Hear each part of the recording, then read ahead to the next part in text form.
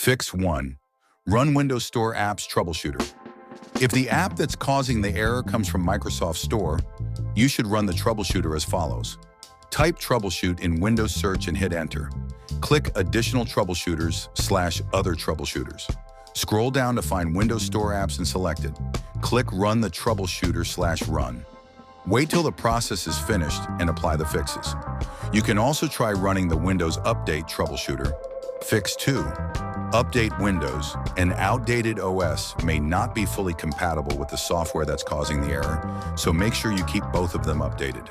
Type updates in Windows, search and press enter. In the new window, click Check for Updates. Wait till all the necessary files are downloaded and installed. If optional updates are available, install them as well. When done, reboot your system to apply updates. Fix 3. Use Windows Compatibility Mode.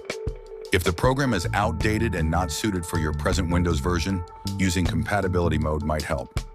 Right-click on the application shortcut or executable file. Go to Properties and select the Compatibility tab. Check the box for Run this program in Compatibility Mode 4 and choose an older version of Windows from the drop-down menu. Click Apply and OK, then launch the application. Fix 4. Update or reinstall drivers. Outdated or incompatible drivers, especially for graphics and system components, can cause application errors. Ensuring your drivers are up to date can fix these conflicts. Right-click and select Device Manager.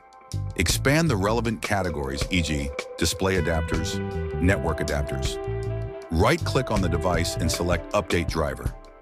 Choose Search automatically for drivers. If no updates are found, try reinstalling the driver by selecting Uninstall Device, then restarting your computer. Fix 5. Reinstall the application.